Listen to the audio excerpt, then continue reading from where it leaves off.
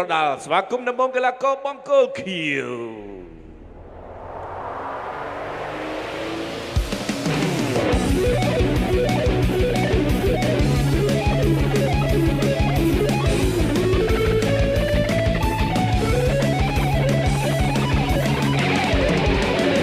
មកដល់សង្វីជាបន្តសូមអញ្ជើញកីឡាករបង្គោលក្រហមឡើងសងវៀនប្រដាល់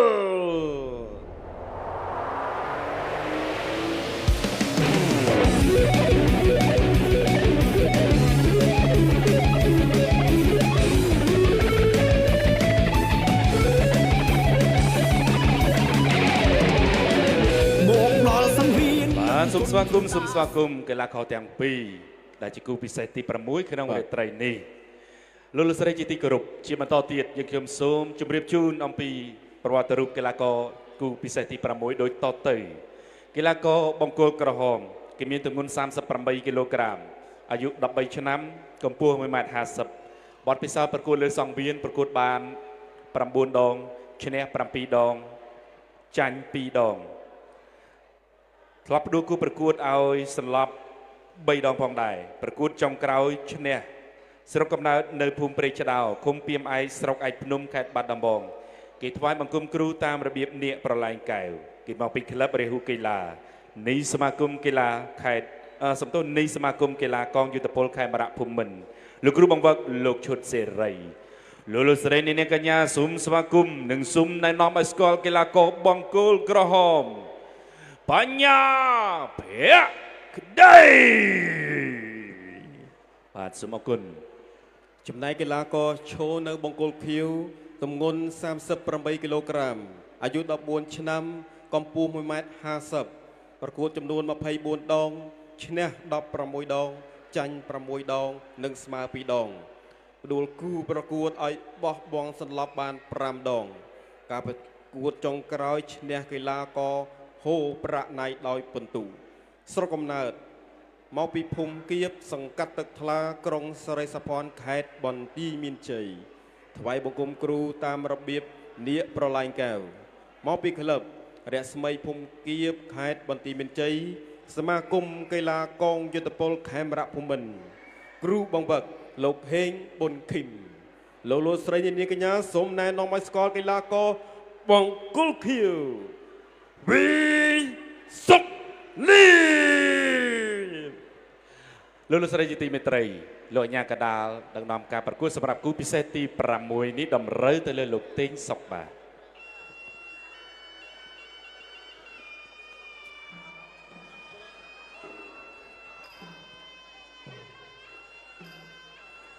លោកស្រីប្រិមត្តទូរទស្សនិកជនជាទីគោរពឥឡូវនេះបន្តឈានចូលដល់ការប្រកួតគូពិសេសទី6បញ្ញាភក្តីបង្គោលក្រហមកំពុងគុំគ្រូតាមរបៀបនាគប្រឡែងកែវហើយដែលឡែកវីសុកលៀបកំពុងតែថ្វាយបង្គំគ្រូតាមរបៀបនាគប្រឡែងកែវដូចគ្នា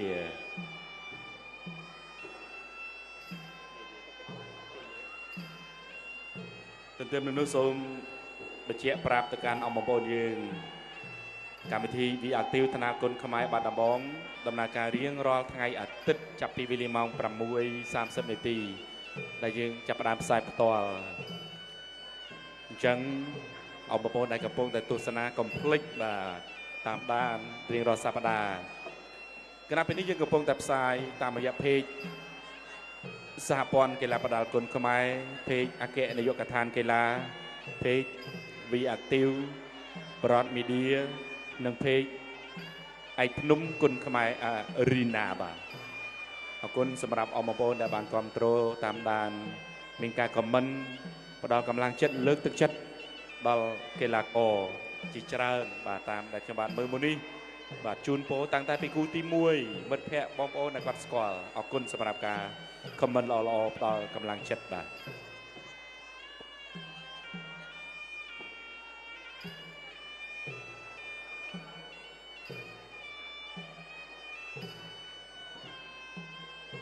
ហើយជាថ្មីម្ដងទៀតក៏សូមថ្លែងអរគុណដល់ភេសជ្ជៈ We Active ដែលបានឧបត្ថម្ភគាំទ្រចំពោះកម្មវិធីរបស់យើង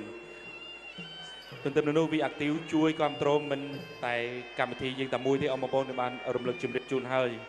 ប្រងសកម្មភាពពលកម្មកីឡាព្រឹកកីឡាធំផ្សេងវាអាក់ទីវតែងតែចូលរួម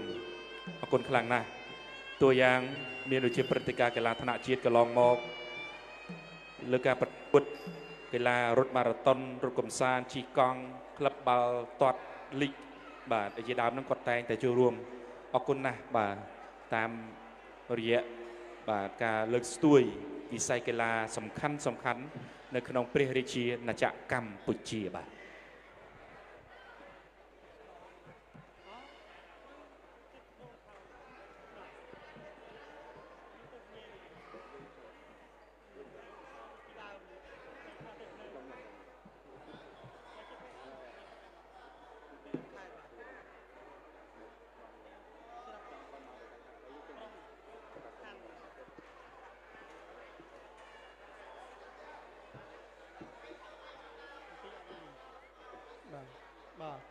ចក្រមត្រៀមប្រងព្រឹត្តប្រកួតគូពិសេសទី6ទឹកទី1សូមស្វាគមន៍បាទសាជាថ្មីគូពិសេសទី6ទឹកទី1រវាងកីឡាករបង្គោលក្រហមបញ្ញាភក្តីបង្គោលខៀវវីសុកលៀបចាប់ផ្ដើមស្វាគមន៍គ្នាម្នាក់ម្ដាយមកជើងទៅហើយបាទត្រង់ចំណុចនេះមិនថ្មីទេអាចបន្តការប្រកួតបានគោះដៃមួយសិនបាទមួយតស្ដាំមួយឆ្វេងជាយាមដើរចូលមួយមើលទៅសំឡុំមែនទេអ្នកទាំងពីរចេញមកស្វាហាប់បាទវាយចេញច្បាស់បាទអូយមកជើងឆ្វេងបាទល្អណាស់មកគល់ខៀវតតឆ្វេងសម្រុកចូលពីបង្គោលក្រហមបាទបញ្ញាភក្តីបោះជង្គង់បាទអោបគ្នាចប់ជង្គង់សងវិញភ្លាមជាយំបៃកណ្ដាប់ដៃអូយវីសុកលៀបបាទសម្រុកទៅក៏សម្រុកមកវិញបាទពីសំណាក់កីឡាករបញ្ញាភក្តីមង្គលក្រហមដតឆ្វេងចាក់ជង្គង់ម្នាក់មកជង្គង់ចាក់ជង្គង់ទៀតបាទចាប់អោបគ្នាបលេងគ្នាចេញដតឆ្វេងកណ្ដាប់ដៃចាក់ជង្គង់សងពីបញ្ញាភក្តីដូចគ្នាបាទបញ្ញាភក្តីជាកូនសិស្សរបស់លោកគ្រូឈុតសេរីចំណែកកីឡាករបង្គោលខៀវវីសុកលៀបជាកូនសិស្សរបស់លោកគ្រូហេងប៊ុនឃីមចង្គង់ពីភក្តីបង្គោលក្រហមចង្គង់ស្ដាំបាទក្រៀកជាប់បាទលោកកញ្ញាកដាលលោកតេងសុកលោកញាជជ័យពីគ្នាឲ្យបន្តការប្រកួតដើរចូលអូហូយសុកលៀបជាយាមតត់ខ្ពស់ល្អមែនទេចាក់ជង្គង់បាទរបស់បញ្ញាភក្តីបាទលោកកញ្ញាកដាលោកបន្តការប្រកួតឆ្វេងភក្តីអូយបាទត្រង់កន្លែងនេះគឺល្អណាស់បាទជង្គង់របស់បញ្ញាភក្តីកាច់ដួលទាំងពីរតែម្ដងបាទលោកកញ្ញាកដាលោកទេសុកកំពុងតែសម្រួលឲ្យអ្នកទាំងពីរបន្តការប្រកួតតតឆ្វេងអូយបោះជង្គង់មួយល្អជង្គង់មួយទៀតជង្គង់របស់វីសុកលៀបបាទជង្គង់របស់បញ្ញាភក្តីមង្គលក្រហមជង្គង់បញ្ញាភក្តីឆ្វេងបាទជង្គង់បាទរបស់បញ្ញាភក្តីជង្គង់បាទចាក់ជង្គង់សងវិញដែរជង្គង់បាទវគ្គនេះវគ្គកណ្ដាលវាយជង្គង់រៀងខ្លួនជង្គង់របស់បញ្ញាភក្តីជង្គង់សងជង្គង់បញ្ញាភក្តីចេញរហូតជង្គង់របស់បញ្ញាភក្តីជង្គង់របស់កីឡាករវីសុកលៀបបន្ថែមជង្គង់របស់បញ្ញាភក្តីជាយំបៃកៃកណ្ដាប់ដៃរបស់កីឡាករបង្គោលខៀវវីសុកលៀបអូយទឹកទី1ប្រព័ន្ធហ្នឹងហើយរំទឹកទី2ទៀតប្រិមិត្តបាទទស្សនាបន្តការប្រកួតដួលចាប់ទឹកទី1រងចាំទស្សនានៅទឹកទី2ជាបន្តបាទការប្រកួតគឺឈានចូលដល់ទឹកទី2បាទគូពិសេសទី6ទឹកទី2វីអាក់ទីវថ្នាលគុណខ្មែរបាត់ដំបងគូពិសេសទី6ទឹកទី2បង្គោលក្រហមបញ្ញាភក្តីបង្គោលក្រហមសំទោសបង្គោលខៀវវីសុកលៀបទឹក2បន្តទៀតហើយបេសកកម្មរបស់អ្នកទាំងពីរក្នុងទឹក2ងើបលឿនបញ្ញាភក្តីប្រកួតបន្តតតស្ដាំតតឆ្វេងសងចាក់ជង្គង់ម្នាក់មួយចាក់ជង្គង់ស្ដាំរបស់វីសុកលៀបតតឆ្វេងមួយជើងទៀត របស់វិសុកលៀបទៅលើបញ្ញាភក្តីតែក៏រីកបាទគៀបកចាប់បន្តិចថែមជង្គង់មួយទៀតចាក់ជង្គង់មួយទៀតបាទតែទេមិនសូវធ្ងន់ទេចាក់ជង្គង់មួយដៃចាប់អោបបានអន្តរាគមសម្រួលញែកបំបែកពីលោកញ៉ាកណាទេសុកគោលបន្តទៀតមួយដៃចាប់អោបដួលក្រឹបទៅលើសង្វៀននេះការដួលបាទលើកដំបងក្នុងទឹក2ប្រកួតបន្តទៀតចលោមួយដៃស្ដាំកដៅថាក្តាប់ដៃរវងប្រច័នបាទព្យាយាមវាយធុងទឹកតែអត់ចំល្អអមាញ់មិញ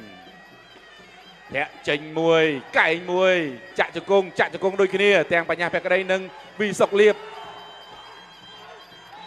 កែងរូមួយអន្តរាគមសម្រួលញែកបំបីសិនជង្គង់បាទជង្គង់ទៀតជង្គង់មួយដៃអូកែងបត់បាទកែងទៀតរបស់បញ្ញាភក្តីចាក់ជង្គង់ទៀតទប់សម្រួលបាទកែងច្រើនលោកញ៉ាកដានញែកបំបីសិនប្រកួតបន្តទៀតធាក់ចេញមួយដៃអោនផុតបន្តិចជង្គង់មួយទៀតចាក់ជង្គង់មួយទៀតជង្គង់ដូចគ្នាទៀតលោកញ៉ាកដានលើកសម្រួលសិនបំបីសិនទាំងវីសុកលៀបនិងបញ្ញាភក្តីកម្លាំងនៅពេញដូចគ្នាទេមើលទៅមិនទាន់ស្រត់ថមថយខ្លាំងទេទាត់ស្ដាំចាប់អោបកាច់ជង្គង់មួយដួលទៅលើសង្វៀននៅសល់ពេលវេលាជាង32នាទីទៀតនៅក្រៅគួសមចាប់អោបសាជាថ្មីជង្គង់2 3អូយចុងទឹក3នេះបញ្ញាភក្តីគេធ្វើបានល្អជង្គង់គេបាទធ្វើឲ្យសុកលៀបរៀងចប់ចិត្តឆ្អល់គួសមដែរជង្គង់ជុំពេញមួយដៃទៀតមួយជង្គង់ទៀតអូយជង្គង់មួយទៀតល្អមែនទែនជង្គង់ទៀតអាយ៉ាលេងជង្គង់ច្រើនណាស់ក្នុងចុងទឹកទី2នេះបាទជង្គង់ទៀតក៏ចប់ទឹកទី2ល្មមបាទភាពយឺតបន្តិចសិនបាទទឹកទី2អំបញ្ញមិញបាទត្រង់ចំណុចនេះធាក់ពីបញ្ញាភក្តីអូយកែងរបស់កីឡាករបង្គោលគ្នាតែមិនចំគោលដៅប្រមាណជង្គង់ចប់គ្នាត្រង់ខាងនេះបាទបញ្ញាភក្តីហាក់បីដូចជាជក់វាយជង្គង់មែនទេណាបាទចំណុចនេះកែងមួយទៀតអូយបាទជង្គង់បាទក្រៀកនេះជង្គង់ទៀតបាទ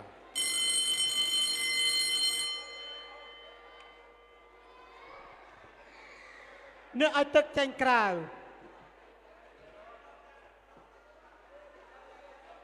គូពិសេសទី6ទឹកទី3ទឹកផ្ដាច់ប្រត់គូពិសេសទី6ទឹកទី3ដែលជាទឹកផ្ដាច់ប្រត់រវាងកីឡាករបង្គោលក្រហមបញ្ញាភក្តីបង្គោលខៀវកីឡាករវីសុកលៀបបាទភក្តីជាកូនសិស្សរបស់លោកគ្រូឈុតសេរីចំណែកវីសុកលៀបជាកូនសិស្សរបស់លោកគ្រូហេងប៊ុនឃីមបាទសូមទស្សនាបន្តចលោមួយតតឆ្វេងមិនចំគោលដៅទេបញ្ញាភក្តីតតក្រោមពីបាទវីសុកលៀបចង្គង់របស់វីសុកលៀបបង្គោលខៀវចាក់ចង្គង់ទៀតបាទកែងចង្គង់បាទជាយឹមបាច់ចង្គកែងបត់មួយចង្គង់របស់បាទកីឡាករបញ្ញាភក្តីក៏សងវិញពីកីឡាករវីសុកលៀបភ្លាមបាទចង្គង់បាទចាប់បានចង្គង់របស់កីឡាករបញ្ញាភក្តីបាទត្រូវលោកកញ្ញាកដាលោកតេងសុកលោកញែកចេញពីគ្នាបាទបន្តការប្រកួតបាទតតក្រោម1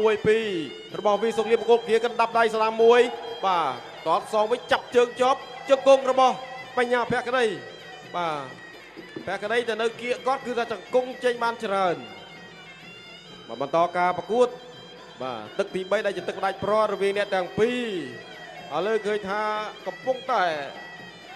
វាយបោះជង្គង់ផងកាច់ជង្គង់ទៀតកែងរបស់កីឡាករបញ្ញាភក្តីជង្គង់បាទបញ្ញាភក្តីថែមជង្គង់របស់បញ្ញាភក្តីកែងអីអូយបាទយ៉ាងម៉េចអើយបាទទឹក3នេះជង្គង់ផងកែងផង ពីបញ្ញាវគ្គក្តីក៏សងវិញដែរពីកីឡាករបង្គោលខៀវវិសុកលៀបបន្តការប្រកួត